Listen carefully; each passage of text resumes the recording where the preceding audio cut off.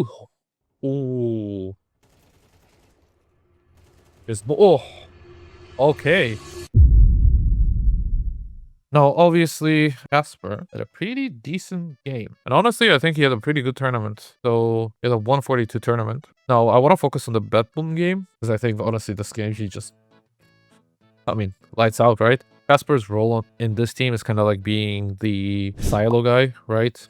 I mean, Note is outside for them. Jush is the lobby guy. Snappy is like the floater. He will just fill because he's IGL, obviously. And then they have, obviously, Stoners and Op, right? And Casper is like the dedicated silo guy, if it makes sense. But him, as well as both Snappy and Stown, they will be the ones that are responsible for basically a lot of the utility outside at the start of the round, right? So 3 players. So if you want to do a fast smoke wall, you would want to use all 3. If you want to do a normal one, it will probably be like either Snappy or whatever. And sometimes you would use like the Alper and the silo guy and then let them like flow depending on the round, like if you have more people towards lobby or whatever it is. So I think here we're gonna see a lot of Casper throwing smokes. So here, smoke is gonna break. He hears the nade coming. Snappy kills Boomich. Casper doesn't really swing before it's like the smokes bloom back. And that's actually very important because a lot of players will try to go and peek while your teammates are fighting. And here you kind of like just accepted that Snappy dies. If he dies, he dies, right? And it's better for him to just be like on a 4v4 rather than 4v3 or potentially even worse, right? This is also like actually a cool protocol. So like if you notice, let me just fly around.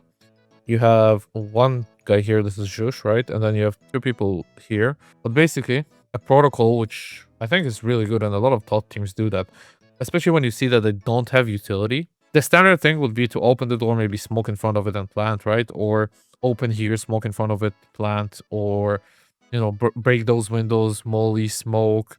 Use some utility, right? But when you don't have it, what you want to do is you kind of want to create chaos on the side, right? So like this defender, or if a guy's here, right? Or if a guy's here, or even if a guy's, I don't know, somewhere around here, he doesn't know what's coming. So you will see at the same time that Casper is opening door. You'll see Note shooting the windows and opening double, even though if he's one guy, right? What's that going to create is going to create a lot of chaos because as soon as he shoots this, and then this and this opens, what are you going to aim at? So I think this is actually very good. I mean, even look. Okay? You can walk out freely. He spots this guy. Easy win. This is something actually I like about Casper that a lot of players understand. I mean, yes, he can go first. He likes to go first. He obviously entries a lot. But if he doesn't go first, he's very good at like trading people. So you can see he's not like rushing out where he knows that the city will get a double. Rather than that, he's just taking his time to see if anyone else will pick him. Obviously, it doesn't work out for him. But if there was an extra city on site, which is very highly likely, he would have probably traded it pretty fast. I remember this round. I think he spotted this feat, yeah. I think it's this round. So notice those feet right here. Oh, you see it? Hold on. Coming. Do you see? Right here. Oh, spotted. Little cheeky feet. I mean, this angle is just so OP. You can sit here the entire round and someone is probably going to walk into your crosshair like this. I mean, the chances of you dying here is also very low. So I think it's a good angle to just sit in. Now, Casper actually really likes those fights, and I think those fights are really good because, like, if we focus on that really quick, right? From the moment that he gets here, let's pause. From the moment he gets here, you can see that every peak that he's going to take is a right A peak, which means he's favored for it, right? And he's not going to use shift. He's going to strafe D, A, D, A, D, A, just to make enough, like, movement, but with no sound. See? Jiggle for the peak, go for a shot. Jiggle for a peak. Jiggle for a peak, right? And everything is right-eyed. Now, also his crosser placement is fucking insane in my opinion, right? But, I mean, he's just really good at those small details as well, of, like, knowing what good duels are to take. And like I said, this position is so fucking OP. Like, Magno didn't even, like, check it, right? Like, he didn't expect this. Very clean. Ooh. Ooh. Oh. Okay. I mean, once again, like, he's just sure of what he was doing the entire round, right? Like, obviously, like, he hit some fucking naughty shots, right? But he's obviously very sure of what he was supposed to be doing or what he wanted to do. Here he actually doesn't drop a smoke. Possibly he's gonna do something. No? Okay. So there is a kind of normal play that CTs are doing, right? And obviously they would molly door. And at the same time, they would molly deep, also from main. When this happens with a CT molly, you can always find a gap to stand in. Casper is aware that he has a gap to stand in. He's basically just gonna stand here. Bam. Let's see it in real time. Cool. Now, another small detail is because of this molly, a guy that's trying to swing here, which is very common, will have to swing here. And the same thing goes for this guy, that obviously you can swing like this, but now he's burning if he's here, right? So he has to swing even closer. So Casper knows that the line that he needs to be aiming at is this line. As you can see, let's even do it like in a slow-mo. Gonna molly the back wall. And he's always aiming at the same spot. Easy kill.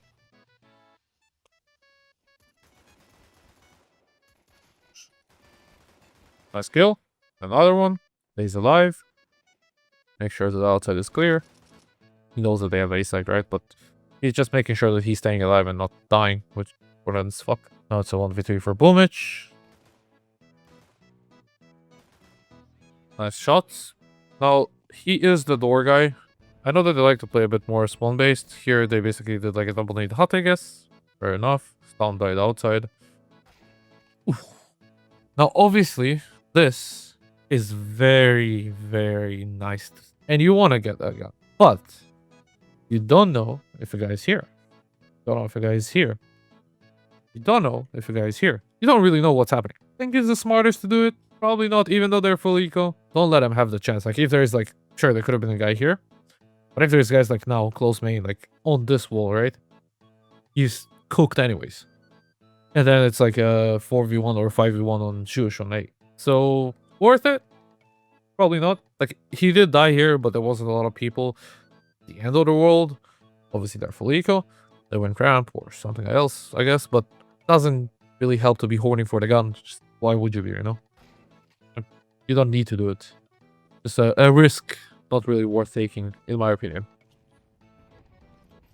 Here you see that they use the smoke. He is not going through the smoke.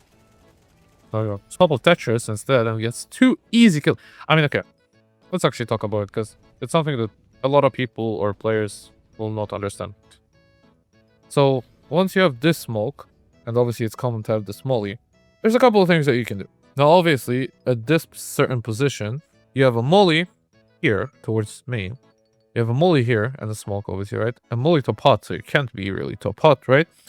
And a molly that CT's through towards door, that's gonna fade pretty quick. What are the things that you can do as a CT? You could fight. You could go and edge the molly and the smoke here, and obviously you're then getting burned and peek here. You could also just nade this, right?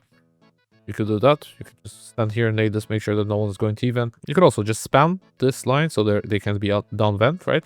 Either from here, or heaven, or from here. Just spam, make sure that they cannot get down like anything here. So anyone that's trying to run is just getting spammed. And number 3 is what Casper is doing. So it's getting on top of Tetris. And because this smoke is like this, right? He can get up and also edge the smoke this way. Gonna get up. And then he's gonna... Oh. 2 easy kills. Very smart choice. Now, I don't know if it was prep or just in the feeling moment, but smart choice. Smart move. Very nice. He hears one guy outside.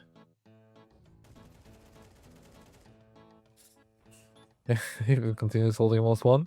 Nice kill. Not his nicest kills of the kills this game. Clean. I mean, I've already said what I have to say, but I think in this specific game, he actually was very in his zone, and he knew what he wants to do most of the time. Like, he was kind of confident in his decisions, and that confidence in the decisions made him basically confident, or made him win, right? Like, win a lot of those fights, be confident going into those duels, clearing out the right angles and whatever.